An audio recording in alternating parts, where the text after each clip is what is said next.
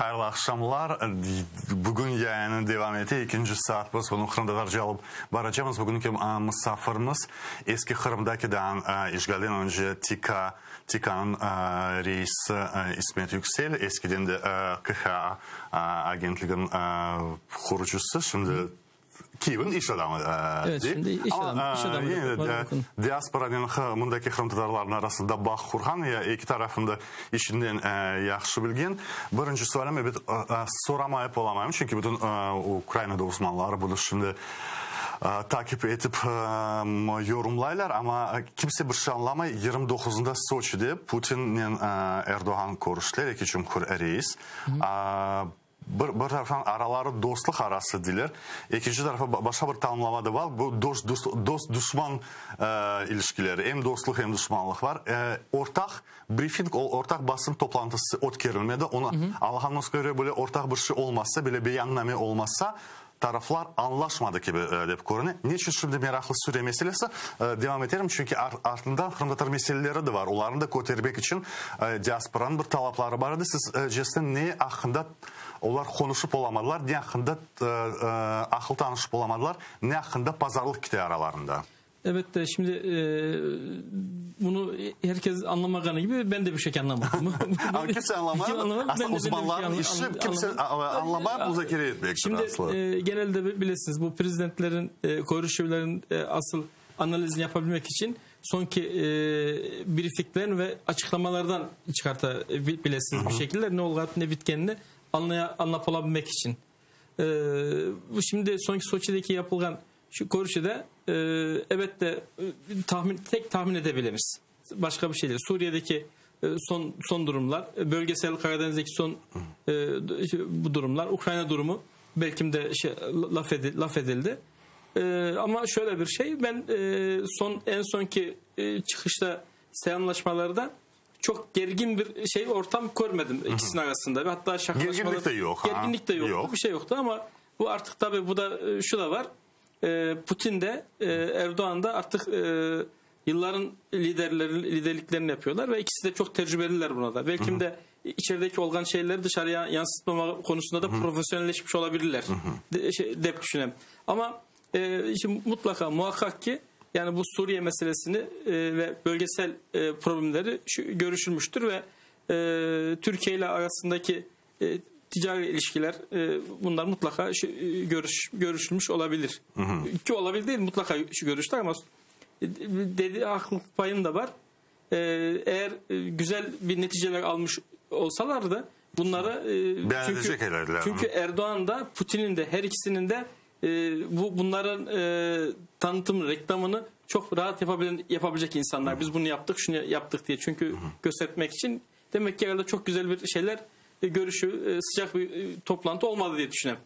Bu iki memleket müttefikler mi aslında? Memleketlerini de almasak liderlerin. Yoksa onlar sadece birbirini yaxşı anlayan insanlar yani. Ya anlap olalar mı, anlap olamazlar mı? Evet ama menfaatler çakışa demek daha doğru. Şimdi her ülkenin de Rusya'nın da Türkiye'nin de. Şimdi bunu bir gerçek. Türkiye'nin ekonomisinin için Rusya'ya mal satarak ekonomisini güçlendiriyor. Bu açıdan dolayı Türkiye'nin bu dış ticaret için Rusya'ya muhtaç. Rusya çünkü yakın çok büyük pazarı var Rusya için. Rusya'nın da Türkiye ile ilgili ilişkileri çünkü etrafta Rusya'nın dostu yok. Yani aslında Türkiye dost mu, dost değil mi? Bu da ayrı bir şey. Bana göre dost değil. Aslında sadece kimseye dost değil. Tabii ki menfaatler olgan vakitte milletlerde menfaat varsa dostluk yoktur. Ama Libya'da menfaatleri farklı. Hafter'in taraftarı Rusya, dünya tarafından tanınan hükümetin taraftarı Türkiye'dir. Suriye'de Esad'ın destekleyen rejim Rusya'dır. Ve ondan başka Esad'ın da destekleri bazı da Kürt askerlerin de destekleri yardımcı olurlar. Başka taraftan Suriye Özgür Ordusu'nun destekleyicisi Türkiye'dir. Azerbaycan'da o da çelişkili doğru mu? O da çelişkili. Yani aslına bakarsan Osman Bey şöyle bir şey aytmağa daha doğru. Rusya ile Türkiye her bölgede mutlaka çekişeler. Yani hiç böyle bir ortak bir karar almış gibi gözüken bölgelerde bile ne bir şey var. Aralarında bir çekişme var. Bir rekabet var. Bu da normal bir şey. Şimdi yalnız şu şey meselesinde ben bunu Kürt meselesi demeyeceğim. Türkiye'de açıkçası Kürt meselesi degen bir mesele yok. Kürt meselesi problemi yok. PKK terörizm problemi var. Siz tam devletbaşçılık gibi aytasınız. Kürt meselesi yok. Yok. Yani gerçekten yok. Çünkü niye yok? Türkiye'de bizim en yakın dostlarımız, en yakın insanlarımız, hatta şu andaki iktidardaki olan AK Parti'nin içindeki olan birçok milletvekilleri Kürt. Yani Kürtler için isteyen, eğer Türkiye'de yükselmek isteyen bir insan olursa, Kürtlerden olsa Kürt, Türk, Çerkez, Tatar diye kimse diye ayırt etmiyorlar. Yalnız Türkiye'de şöyle, Rusya'nın bir şeyi var. Rusya meselesinde ben geçmek isteyeyim. Rusya her vakit bir şey sıkışkan vakitte, bir başına bir şey olan vakitte bu PKK, yani bu Türkiye'nin başının belası PKK meselesini her vakit kaşıyor. Yani ona bir gönderme yapar. İşte Türkiye, Erdoğan derse ki işte Kırım işgalini biz tanımıyormuş. Ona ilhak değil. Ben işgal diyeyim. İlhakını tanımayımız. Hem ilhak hem işgal yani. İşgal. Bana işgal yani ilhakın kelime manası farklı. İşgalki başka. İşgal doğrudan işgal etmiş yani, bölge. Ama anayasasından geçirdiğiniz için de ihlal diyeyimiz. Yani işgal ve ihlal. Yani bu şeye bağlı ama işgal, bana göre işgal daha doğru bir kelime olurdu. O ayrı tartışılır. Bu her vakit işte aytkan vakitte Türkiye bunu evet Kırım işgalini hiç vakitte tanımayı ve tanımayacağımız hep ayta. Her tür ortamlar ayta. Bu Rusya bundan her vakit rahatsız ola. Bak dikkat ediniz, eğer Dışişleri Bakanı Mevlüt Çavuşoğlu, Tayyip Erdoğan ya da herhangi bir yetkili makam bunu söylediği zaman Rusya'dan mutlaka bir karşılık geliyor ve arkasından bir gönderme geliyor. İşte biz de o zaman bu oradaki PKK'lara, yani onlara göre orada Kürt problemi diyor ama onlar Rusya'ya göre bence Kürt problemlerini biz kaçacağız. Türkiye'nin de kendi problemleri var. Biz de onlara destek vereceğiz diye bir gönderme yapıyor. Böyle bir durumda nasıl Rusya ile Türkiye dost olabilirler? Olamazlar. Olamazlar. Çünkü ancak bölgelerde bazı menfaatler çakışması, o da menfaatinde daha çok ekonomik menfaatler diyeyim ben ona. Evet, men sonki vaqtlarda hiç ko'radirsiniz, Kürt meselesinde sözüm çıkmay, lafım çıkmay kulak asmam, çünkü hassas mesele Türkiye içindir. Bir şey desem bile demokratik ülkeler için, Avrupa için normal bir şeyler. Türkiye'de hemen bir Türk düşmanlığı gibi korunuyor bazı da öyle şeyler aysan. Onun için buna karışmayayım. Hiç mesela HDP'nin yani teröristler mi terörist değiller mi mesafe koyamıyorlar. Ben Saadet Partisi'nin reisine aytkanını beğendim. Mesafe koyamadılar. Demek ki teröristlerge yakınlar. Ama yakında okuyayım. Buna tarafsız bir muhabirlik yapmak için aytalmayacak şeylerimde bazı da ola yakında okuyayım. Mesela Kürtler aledan öz isimlerini bu W, X ve Q arifinden, bizde de K arifi Kırım yazanda biz K yazmayız. Bunlardan 2013'e kadar yasak ediler ve aledan resmi olarak vesikalarda bu adlarını koyamaylar şeyler. Var böyle çizilmeyen meseleler. Kimse aytmıyor ki Kürtler Cumhuriyet de olabilir, Başbakan da olabilir ama mesela tilini, kültürünü aledan istegen seviyesine getiremezler. Ukrayna bile bizim Kırım Tatarları için Latin elifbesini kabul etti. Hiç demedi bizge bu harfde kullanacağınız, bunu kullanmayacaksınız. Ama bunu geleneği galiba bu aslı Kürtçenin dan 80'lerde yasaklanmasından başlıyor. O vakti barıydı. Yani, özel hayatta bile yasaklaydı. Yasaklama meselesinde ben ona da koşulmayayım. Anlatınız çünkü. Ona da ben koşulmayayım. Yasaklangan degen bir şey bence yok. Şimdi Türkiye'de benim en yakın dostlarım şeylerim var. Kürtlerden dostlarım vardır. Kürt yani pek yani Türklerden belki daha yakın olan dostlarım var. Halen daha görüşem. Halen daha onlarla Kiev'de gelip getirler. Ben onlara gittiğim vakti evlerine misafir olurum. Şimdi onların korantasında olan bir de benim balalığım Kürtlerge çok yakın şeyler geçti. O vakti hatta onların arasında olan vakti ben Kürtçe birkaç kelime de öğrengendim o vakitlerde. İsmin nedir, nasıl ya da sögünmege yakşı bir Kürtçe. Şimdi ben şunu koreydim eskiden 80 öncesi. Ben şimdi 68 doğumluyum. Yani 80'de 12 yaşındaydınız. Yani 80 önce ben o yaşta o günlerde balaydım. Yani daha 8-9 yaşında 10 yaşında o vakitte Kürtlerle bizim şeylerde dostlarımız mahallede oyunlar oynadık. Yani hiçbir problemimiz de yoktu. Hiçbir sıkıntımız da yoktu. Ama işin ilginç tarafı şuydu. Yasaklanan bir dil olmuş olsaydı biz mesela benim arkadaşımın kart anasıyla biz anlaşıp olamaydık. Çünkü Türkçe bilmiyorlardı. Anasıyla anlaşıp olamaydık. Çünkü Türkçe bilmiyorlardı. Yani eğer yasaklanmış olsaydı, eğer Türkiye bunu yasaklamış olsaydı o Atatürk'ün zamanından beri bunlar o zaman asimile olup tamamen giderdi. Hiçbir zaman Türkiye politikasında Kürtler asimile etmek için uğraşmadılar. Yani evet de şeyler oldu. Tatsızlıklar oldu. O her şey olabilirdi. Fakirlikteyken vakitte Osman bilmiyorum siz gittiniz mi Doğu'ya, Güneydoğu'ya? Van, Diyarbakır, Silopi, Irak tarafı. Evet. Peki ben bir şey söyleyeyim. Türkiye'nin Ege bölgesinde Toroslar tarafında Bolu Dağları'nın etrafında olan köylere gittiniz mi? Ya da Yozgat'ta köye gittiniz mi? O tarafa Bursa'nın köylerine korudum. Bakın şimdi fakirlik değil. Her vakit onu aytalar. Fakirlik işte doğuda böyle fakirlik var. İç Anadolu'suna Trakya'ya gittiğiniz zaman hiçbir zaman oradaki yaşayan insanlar doğudaki yaşayan daha değiller. Zengin değiller. Onlar belki daha da fukareler. Ama hiçbir zaman onlar ben oradaki doğuda yaşayan Kürtleri ya da işte o insanları suçlamıyorum. Onlar çünkü bir de başka türlü alışmışlar. Bu kafaları başka türlü çarpıyor. Bu yıllardır PKK'nın baskısı altında. Yıllardır PKK bunların kafalarına silah dayagan ve bunların isteğiyle yaptırgan. Biraz korku, biraz şey. Evet de oradaki kendisi bilmez bazı ben ona diyorum FETÖ'cüler, FETÖ'cü şeyler de gelip onlar da orada başka şeyler yapmışlar. Onlar da çok güzel şeyler yapmamışlar. Eyvallah. O da kabul. Ama doğuda bu elektrik meselesi çok büyük ciddi sıkıntılar. Elektrik parası devlete elektrik ödemezler. Ödemedikleri gibi de ödemek de istemezler. Gelip kestikleri zaman yok derler. Biz kestirmeyecek. Biz kavga çıkar çıkar. Aynısı onu bitireyim ondan sonra aynısı İç Anadolu bölgesinde Trakya'da, Ege'de aynısı hiçbir zaman ne kadar ondan da fukara olsa da bu gene devlet olan borcunu gene verir. Askere gider. Orası iki taraf da askere gider. Eyvallah şeyimiz yok ama yani biraz böyle anlayış, mantalite farklı. Yani ben demek istediğim şu ki en başka kayta Türkiye'de Kürt problemi yok. Gerçekten yok. Sadece bunu Kürt problemi var diye gösterten güçler var Türkiye'de. Türkiye'de Kürt problemi var. Türkiye'deki problem terörizm problemi. PKK problemi.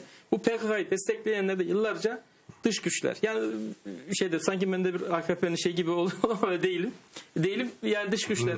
Bu Rusya her vakit destek verdi. Bakınız PKK'ya her vakit silah verdi. Her zaman verdi. Halen de vermeye devam ediyor bunlara.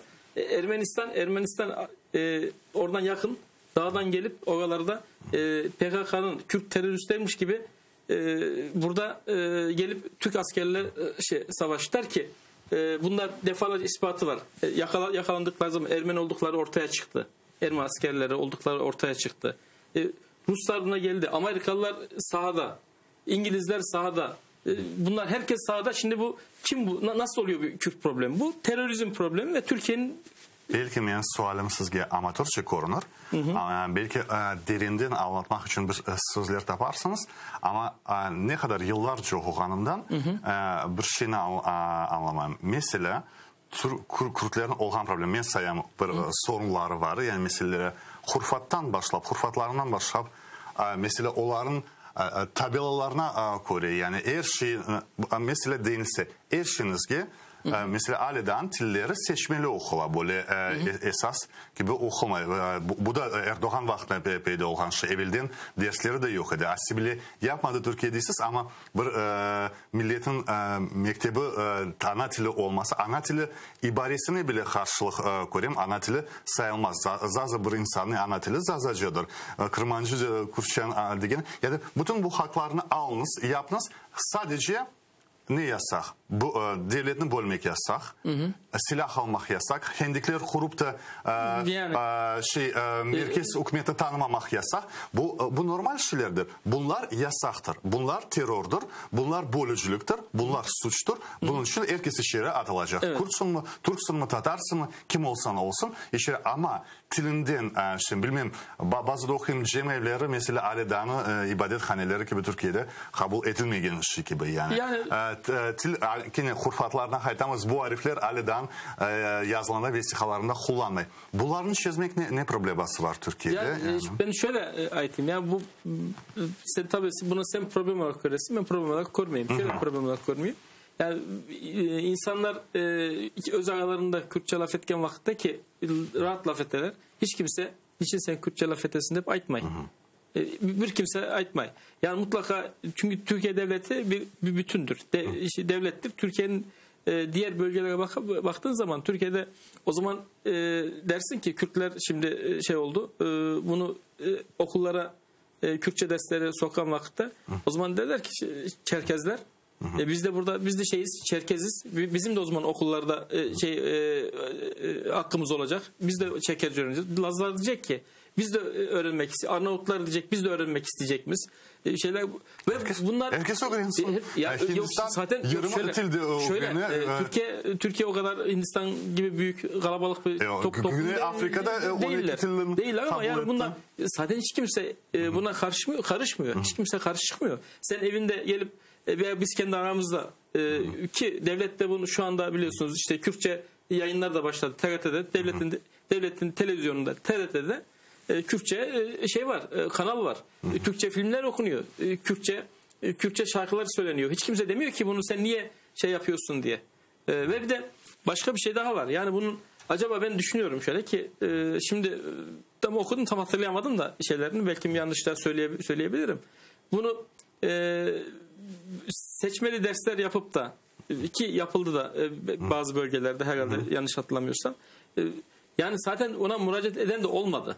Yani çünkü Türkiye'nin içinde konuşulan dil Türkçedir. Yani başka bir dil konuşulmuyor. Ha, öğrenmek mi istiyorsun? Kurslar var.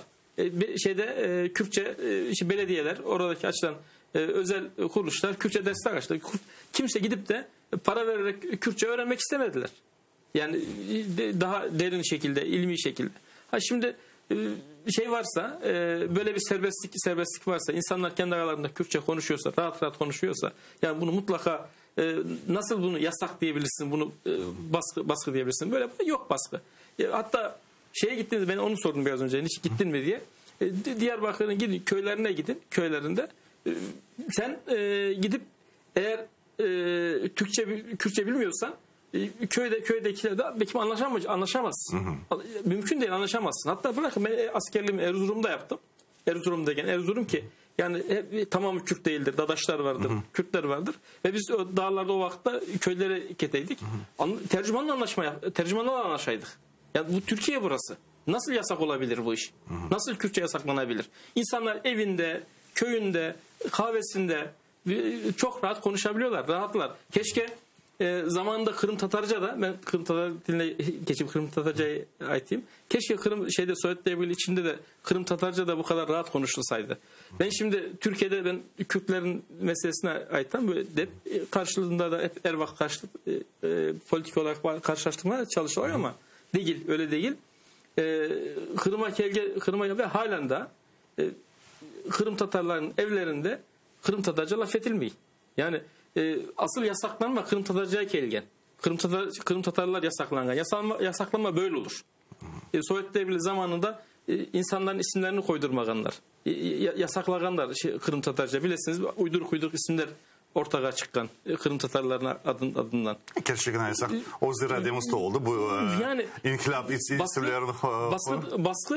baskı, yasaklama Kırım Tatarlarına yapıldığı gibi olur.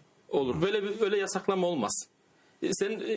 Sen şu andaki şeyler senin yaşındaki, benim yaşımdaki insanlar belki biraz takanacık Kırım Tatarca laf edebilir ama şu anda Kırım'da biz ballar, ufak okkan ballar şu anda hiçbir şekilde Kırım Tatarca laf edip olamayırlar. Anlaşıp olamayırlar. Evet, birçok insan Kırım Tatarca laf etmiyor. Ya çünkü bu işte Kırım Tatarlarına Sovyet Devleti ve Rusya, şu andaki Sovyet Devleti'nin devamı olan Rusya baskı yapkan, bunu zorlagan ve bu dili insanlar asimile etmeye çalışmışlar. Asıl şey bu, burada eğer karşılaşacak olursak onlarla yok, yani o yüzden dolayı ben onu Türkiye'deki şeyi asla kabul etmiyorum. Kim daha doğru Rusya mı Türkiye mi kıyaslamam. Bu politikanı alganda sonki 2. Dünya Savaşı'ndan sonraki men Avrupa siyasetini beğenim. Eğer bir azınlığa biz Kore edik. Mesela İngiltere'de evvelden İskoçya dili olsun, Welsh dili olsun, ayrıca İrlanda dili olsun kabul etmeyiz dedi. 2. Dünya Savaşı'ndan sonra desteklemeye başladılar. BBC'lere de bile başladılar. Alayık mesela İskandinav memleketlerin sağım azınlığının onlar da tanımaz dediler. Onlar da Kore dediler. İşte siz de İsveç ya da Norveç ya da Finlandiya'nın bir parçası olsunuz. Yok şimdi dilleri de destekler. İspanya'nın durumu farklı. Baskılarını destek bayağı rahatladılar yani o özelliklerini kabul etken sol. Katalan meselesi başka şeyini kotardı. Ayrımcılıkını, bölücülükünü ama bütün Avrupa kabul etti. Onlar bölücülerin içeri algan son onu da Kore mesela iki türlü bakış var. Türkiye'nin tenkit ettiler. Katalan ayrımcıların içeri alganda kimse sesini çıkarmayı çünkü kanunha Kore İspanya'da yapılan ama ben bir mesela şimdiki Romanya'nın politikasını Kırım Tatarlarını da desteklemek, azınlıkların da tillerini desteklemek, kayıp etmemek, bunlara destek vermek bu taraf daha ılımlı Kore bu böyle destekleme taraflarını. Aslında Kırım Tatarlar evet, meselesi çok şey yapar. Çünkü biz ne için onu sorayım hassas bakımdan da bu bizde bu çok işkenceler görgen son başkalarının problemlerini kulak asmamak imkansızdır bence. Yani bu empatidir yani. Problem olarak ben görmüyormuşsun gibi. Problem yok. O kadar yok. Ben onu abartmayayım ama en azından ben de dedim okuyan şeylerimi yani aileden problem çıkan şeylerimiz. Siz dediniz bizim balalar bu meselenin için Zafer Ağa Karatanyan'da kotardım. Rusya'nın asimile politikası daha akıllıca yapar. Mesela Rusların büyük hataları bu sürgünlük yapkanları. O sürgünlük Ali'danın başlarına gelip gitti ama biz görüyoruz asimile olan halkların arasında şimdi fiili olarak Kırım'da Rusya altında olan için Rusların takip etmeye zorunda. Birçok muhtar cumhuriyetleri var. Kimge desen Rusya herkesin muhtar cumhuriyetini verdi. Udmurtu olsa, Marisi olsa, Kareli olsa herkesin muhtar cumhuriyeti sözde var eken gibi. Ama 2018'den onlar da mecburi bu milli tillerin öğrenmesini kaldırdılar. Milletler, sürgün olmayan milletlerin öyle 2. Dünya Savaşı'ndan önce çoğunluk olanlar bugün azınlık %30, %40, %20 Kareliler %9 kaldı. Kırım Tatarlardan az bile yani Karel milleti. Akıllıca yaparlar. Yavaş yavaş. Onlar bir kereden her şeyini yasaklamalar. Orada mektepler adım adım. Buna Türkçe diler Rusça bir söz var galiba böyle ısıngan banyo gibi. Yavaş yavaş yani duymasın. Bakan bir sıcak suya koysan birini kaynatmasın. Yavaş yavaş kaynat duymay. İşte onlar da o milletlerin yavaş yavaş alıp taşlarlar. Mari halkı bu örnekten bağışlamasın. Herkese koterim. Sahip oturdular. En çok tilci olan ballar arasında mektepke bilen barmahan ballar için. 1 ve 7 yaş arasında. Bala kartana karbabasından mesela milli tilin Mari olsun, Udmurt tilini işte. Ama yolga çıkanda 3-4 yaşından Udmurtça degen son evge kayıtkanda Rusça indi. Aynı sözünü Rusça ayta. Ve Ruslaşa 7 yaşına kadar mektepke baracak vakta, tilini öğrenecek vakta indi Ruslaşıp kala. Til seviyesi o kadar zayıf ki bir yabancı gibi o stilini, ana tilini öğrenmeye başlayın. Marilerin işte bir araştırmalar var. Onların aktivistleri, faalleri. Onlar sahip oturdular. Şimdi internet dünyasında balların tilge celp etmek için, caymamak için YouTube'da onlar diler en azından 1000 çizgi filmi kadar bizge tercüme etmek gerek, dublajlı yapmak gerek. Onlar da en zemanevi yani Türkçe çağdaş olacak. Çünkü mesela ballar da öyle. Onlar 10 yıl evvelsi çizilgenini ende istemiyorlar. Onlar eski koronu. Yani grafiki olacak, şeyi olacak. Bu Zafer Ağa'ya da kotardık bu meselene. Çünkü mesela biz Kıbrıs Türkleri de gelmez. Kıbrıs Türklerinin Türkçesi aynı Türkiye Türkçesi gibi. Türkiye Türkçesini Kırım Tatar'a göstersen pasif tili olan bile anlap olamay. Mesela ben anam Kırım Tatarcı laf etti. Türkiye'ye hiçbir şey anlap olamay. Telaffuz farklılığından alışkanlığı yok. Anlap olamay o tiline. Onların tercüme etmek gerek. Bir taraftan bizim bütün vakit işte ricamız bir kimseden yardım beklemek. Diasporadan beklemek, Butika'dan beklemek. Ben soracak şeyim bambaşkadır.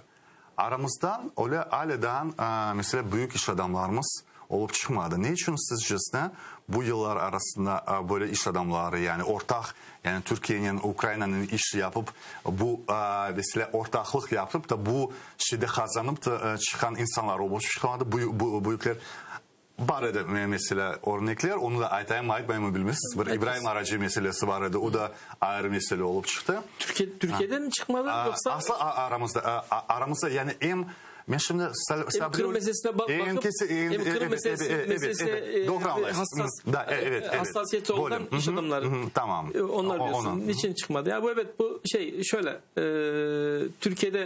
Türkiye'den birinci Türkiye'ye alıp bakayım.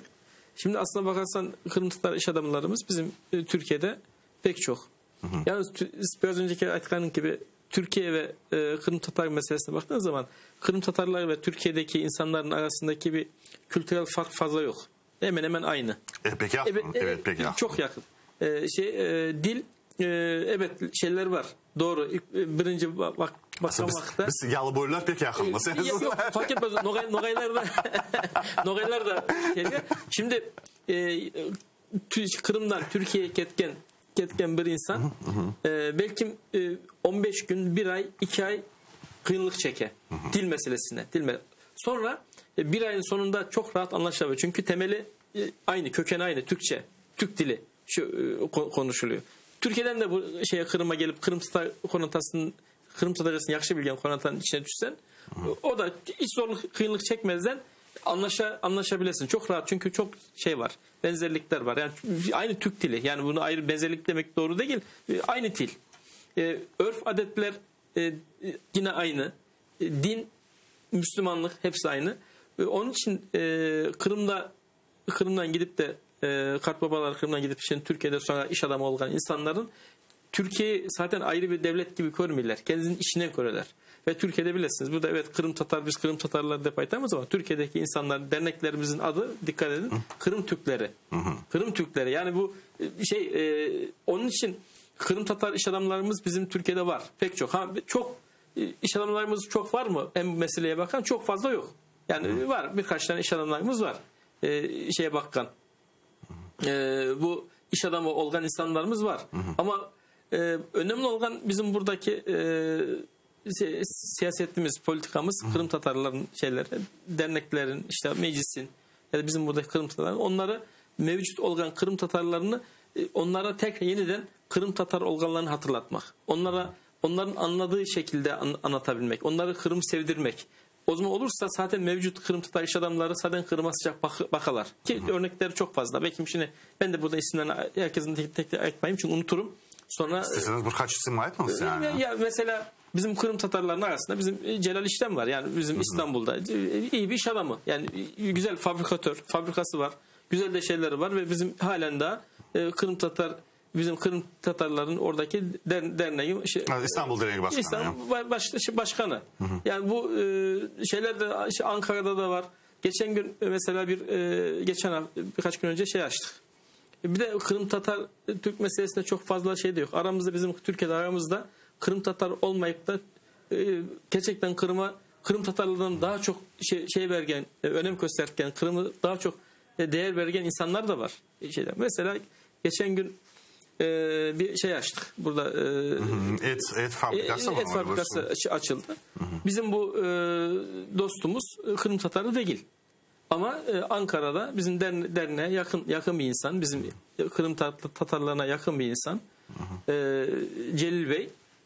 Burada geldiği zaman bizimle her zaman görüşken bizim Türk Teşkilatımızın da buradaki üyesi, azası.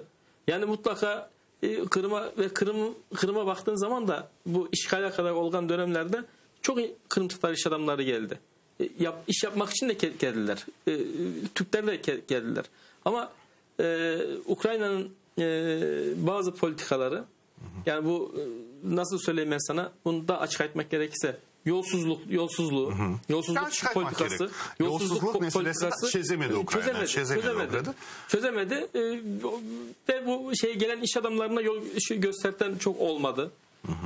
Şöyle yapın deyip geldiler, aldatıldılar, gittiler. Çünkü bu çok önemli. Yani geliyor insan parasıyla geliyor. Tamam belki çok para gelmiyor ama bu hepsi birbirini çeker. Eğer burada gelen iş adamları başarılı olduktan sonra başkaları da gelir. Der ki işte Osman abi burada fabrika açmış. Demek ki para kazanıyor. O zaman ben de gideyim derdi buraya derdi. Bu ama ne oldu? Osman geldi oraya. Osman'ın cebinde 3 kuruş akçası var dedi. Onu aldılar, kettiler. Şimdi evet, bunu bu mesele tarım meselesi çözülecek gibi aslı korun. Çünkü bu Kırım Tatarlara da bağlı değil bir şey. Bu aslı genel Ukrayna'nın siyasi ve ekonomik kültürüne bağlı bir şey. O da vardı ama bu belki de Sovyetler Birliği'nden kalkan bir şeydir. Herhalde bir gelenektir bir şey. Çünkü orada Türkiye'den 5-6 tane iş adamı toplandı. O vakitlerde hatırlıyorum. Bundan belki bir 10-15 yıl evvel. Kırım'da dediler ki tarım işine başlayık. İşte önce ufak bir şey yapayık. Kişkene bir şey ekeyik. Buğday. Küçük toprak alayık. Eğer başarılı olursak bu işi büyüteyik. Hep başladılar yapmaya. Getirdiler. Çok uzatmayacağım. Geldiler 5 kişi. Buradaki bizim Kırım Tatarların ismini yine vermeyeceğim. Kırım Tatarlarına verildi akçası. Başladı bir şey yapmaya. Sonra verilen akça yandı bindik kül oldu ve başka yerlere getirdiler. Sonra bu adamlar bir daha kelmediler başkaları sakın gelmeniz. Çünkü gelirseniz siz böyle ola hep aytarlar. Ben doğru anlatmadım. Ben bu Mari halkın aktivistlerin bu 1000 çizgi filmi yılda yapmak gerekti ballarını celp etmek için. Biz saysak mesela 1000 çizgi filmi piyasa fiyatlarını alınsa piyasa fiyatlarını yani değil en azından $1 milyon. En azından. Bunu Celal İçten olsun başka olsun 1-2 milyon doları olan insanın için de bu pahalı. Yani 1 milyon harcamak için 100 milyonun olacak. Doğru mu? Evet. Yani 1 milyonun değil. Onun için ben büyük iş adamları hakkındaydım. Niye içindir? Çünkü Ermeni siyasetinin de dünyada diasporada kötürgen aslında o Ermeni'nin binlerce diasporası değil koyayım. Hollywood'un filmlerine senaryosuna akşasını vergen milyarderler yani bir Ermeni milyarderi çıka o demin Ermeni soykırımı hakkında film isteyeyim. Clooney başrolünü oynayacak bunu yapacak Bolesti yani havadan uçup yapacak milyarlar parasını kazandı nasıl kazandı türlü yollarla kazandı ve böyle gibi iş adamlar degende aklımızda ende başka gibi insanlar çıkıyor yani ülkeler korantası olmasın koç gibi böyle seviyeye çıkan korantalar bazıda bir okuyuk sankidir bularında Kırım Hanı var sanki böyle yakınlık yok gibi mi yoksa bunu beklemek de gerekmiyor mu aslında böyle yani, iş adamlardan? Böyle iş adamlarından büyük iş adamlarından çok fazla bir destek beklemeye gerekmiyor. Ama bizim içimizden çıkan o seviyeye gelse bir iş adamımız onlardan elbette umut ederiz. Çünkü bu aile terbiyesi, mahalle terbiyesi, yani bu milliyetçilik yani Kırım milliyetçiliği taraftan aytan ben sizge. O terbiye, o kültürü almadan olsa biz bu adamdan fazla bir şey beklep olamamız. Yani biz bu zaman da evet biz şimdi ülker belki zenginliğinden bir şey kaybetmezse de ufak tefek şeyler Kırım'a yardımlar yaptı. Yani buna ben şahidim. Yani o şey var. Evet o kadar 300-400 burs da vergen. Ben Kırım'da bir çocuk okut kampanyası yapaydım bilirsiniz o vakitte. Ben bunu burs vereydi, destekleydi. Bunu yakşı da burs vereydi. Birçok insan ballar onun bursundan belki de Murat Ülker'in olganın farkında olmadan burs aldılar. Çünkü birinci şartı ismi çıkmayacak edi. Burs aldılar ondan. Yıllarca burs aldılar. Akça aldılar. Hatta Murat Ülker'e mektup yazdılar. Ama Murat Ülker bilmeden yazdılar bunları. Yani demek ki belki de ona daha yakın olup da daha fazla şeyler istenebilirdi ama bu da şöyle bakmak lazım. Büyük iş adamları olan vakitte bir de bunun kendi şeyi de var. Ticaretinin siyaseti de var. Şimdi Kırım Tatarlarına deseniz ki şimdi hadi burada Ukrayna'da şey var. Kendi bizim Kırım Tatar Milli Meclisi'ne Kırım'a destek veririz degen vakitte ya bu adamın Rusya'da işleri var. Rusya'da ticaret yapar. Ya onu olacak. O tamamen ondan vazgeçmek gerek. Evet para bizge göre para her şey mi? Her şey değil. Önce Vatan Ama önce yollar millet kuruyor. ama adam direkt vermiyorsun, vakıflardan veriyorsun, başka yollarını veriyorsun. Yani ama işte adım da duyulma isteyen yani can yüreğinde bu istese bunu yapar, istese yaparlar ama evet. olsa İşte o terbiye dediğin gibi o terbiye o mühitte büyümegen için bunu istesen de istemesen de yapmayacak ama belki ufak tefek bir şekiller yapadırlar. İnşallah daha fazlasını yaparlar. Biz hepimiz gönülden isteğimiz. Bu bizim zengin iş adamlarımız çıksınlar, güçlü olsunlar, bizim Kırım'a sahip çıksınlar. Kitap hiç olmazsa kitap bastırsınlar. İşte destekler açsınlar.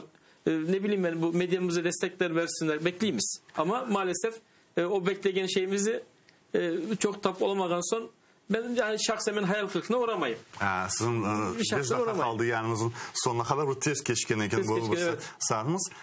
Şahsi yaşayışınıza dokunacağım. Sizinki bambaşka ola. Aslında genel olarak mesela bizim kızlarımız Türk oğlanlarında çok çıkanda Türkiye'ye yaşamaya gittiler. Sizin hikayeniz başkaca oldu. Evlendiniz Gayana Hanım'la ve çok vakit Kırım'da geçti yaşayışınız. Siz şimdi Ukrayna'ya geçti. Sualım bir ufak negede abartmağa istemeyeyim 5 milyon diler, 8 milyon diler Kırım Tatarlarının sayısı.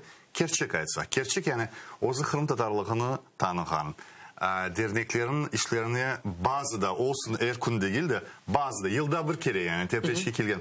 Bu sayı hakkında laf etsek ne kadardır ve bu sayın içerisinde potansiyel olarak yani şimdiki Kırım girilme en azından Ukrayna'ya gelip yerleşip Kherson bölgelerinde yani eski Udar'da Kırım Tatar topraklarında anda en azından sınırga yakın bir işler açıp yani kimse demi endi yardım da beklemek yardım şu milletini bunda çoğaltmak yani bu taraftan laf etsek bu bir hayal bir şeyler mi kuram yoksa aslında bu şeylerin hayal kuram yani hayal kurarsınız başka bir şey çünkü ben Kırım'da olan vakitlerde bunun için gerçekten uğraştım. İnsanların celp etmek için. Bunu ben çeşitli insanlarla da görüştüm. Hatta bazı insanlarla böyle bir baskıyla da işte kettirdim. Baskı da geliyorsa. Buna gel yaşa de öyle de yaptık ama maalesef olmadı. Gelmediler. Biraz bunu yapabilmeleri için o Kırım vaktinde de bu Kırım'ı elbette Kırım'a gelip Türkiye'deki bir yaşamaya istediler ve bunu bulamazlardı. Hiçbir vakit bulamazlardı. Çünkü mühit başka bir mühit, başka bir insanlar, farklı bir kültürden gelen insanlar. Aynı milletten olsak da biz için Türkiye'de kültürümüz başka türlü biz yetiştik. 200 yılda bayağı ayrıldık. Çok ayrıldık. Bu gerçek. Gerçek bu. Onun için oradaki ben her vakit aytam. Oradaki gözlükleri, Türkiye'deki gözlükleri taşlap burada yeni gözlük takarsan belki rahat yaşayabilirsin. Ama sen oradaki gözlükleri gelip de aynısını korumak istersen o zaman sen mutlu olamazsın. Mutlu olamadığın için de buradan tez kaçmanın yolunu ararsın ki öyle de oldu başkaları. Benimkisi biraz şey oldu. Ben biraz ilk gelgen vakitlerde gerçekten de çok kıyınlandım. Ama ben dedim ki ben madem geldim, madem vatana yerleştim ben sonuna kadar dişimi sıkacağım ve yapacağım ve sonra her şey olganı gibi vaziyeti olganı gibi gördüm. Olganı gibi kabul ettim. Ya bu vakte kadar da işte buradayım. Kırımtarların buradaki arasındayım. Allah çok şükür ki ben de her vakit şükretem. İyi ki de gelgenim, iyi ki de yapkanım. Çünkü Türkiye'de olsaydım sıradan ben yine Türkiye'deki insanlar gibi işte belki onu da yapmayacaktım. Ya da 3 yılda bir, 5 yılda bir mitinge çıkıp elime bayrak alıp bir fotoğraf çekilip işte ondan sonra da 18 Mayıs gününde matem gününde başıma kalpak giyip böyle gülümseyerek böyle bir fotoğraf çektirilirken bir adam olacaktım belki de Türkiye'de. Hayal kurasın dediniz ama galiba tenkit edilsiz Türkiye'deki Kırım Tatarları. Evet dedim. Yani bunu her vakit ama tenkit etmek için sonuçta onlar da alışkanlığı var o yaşta. Alışkanlık ama ya biz de bugün sizin Ukrayna insanı da bugün Ukrayna Afrika'da desin varıp Sudan'a varıp yerleşemez yani yaşamaz. Ben Allah'ıma koy yaşamslar. Siz dediniz ben bu etkiye alıştım ama ben sizden soramam ne kadar siz yani kaybettiğiniz jöyden bir kereden kolay oldu mu bunu kabul etmeye? Yani şimdi Kırım'ı kıyaslasak 90'ların Kırım'ın ve 90'ların Türkiye'nin bayağı aralarında 30-40 yıl farkı vardır. Yani ettim mi keyif aldım. Yani keyif aldım. Ben Kırım'daki olmakta mesela nasıl söyleyeyim ben sizge? Cengiz Dağcı yine yapar. Allah rahmet eylesin. Onu anlayıp bizim nesilge aslında Kırım'ı sevdirgen Cengiz Dağcı oldu. Gerçekten Cengiz Dağcı'nın kitapları oldu. Biz Kırım'ı biz Cengiz Dağcı'dan öğrendik. Doğrusunu açsam. Şimdi ben bunun nasıl keyif aldım? Mesela bunu belki kaç adam yapkandır bunu. Her vakit aytam ben bunu. Anneme Mektuplar degen bir romanı var. Okugandırsın. Okumadım, bilemem o romanı. Ama çok benim dünyada belki en keyif alarak okuyan kitaplardan bir tanesi bu. Anneme Mektuplar. Niçin? Ben onu aldım elime Kırım'a gelgen vakitte. O Kırım keçken yerler. Mesela Salgır Boyu'nu anlatan. Salgır Boyu'ndaki işte bu Kebir Camii'nin olgan tarafları. O sayfaya bakan nerede işte. Şimdi dolaşıp çıktınız evet, yani. Kitapka göre dolaşıp çıktım. Ama dünyanın en keyifli işiydi bu. Ben bunu gelgen vakitte aytkanım şu. Eğer ben şu yok, bu yok, niçin yok. Hatta ben gelgen de su olamaydık. Yani çünkü niçin orada alışkanlıklar vardı. Tek gazlı su içerlerdi. Normal su içmeyler. Yani niçin onu ben anlapt olamaydım. Niçin su istegen vakitte nasıl su? Yani o içilir mi de bana sorarlardı. Halbuki ben dağlardan şeylerden gidip su kıdıraydım, su araydım, evge gelip su içmek için. Ben bu yok. Ben nasıl susuz yaşayacağım? Yani bu keyfini sanırım şu 2 saat gerek rejilerinde birkaç kere de bitirmek gerek ya artık çok geç kalmazdı. Keyifli bir sohbet olan. Erteci keliniz erteci başlar çünkü vakit yetmedi. Yarı sorularını size sorup olamadım. Gerçekten tamam, eski Kırım'daki reisi şimdiki iş adamı ve eski KH Ajansı'nın kurucusu bugün misafirimiz oldu. Bizden kalınız zaman haberlerinden son Meclis Reisi Rifat Şubarov bizden bağda olacak. Sağ olunuz.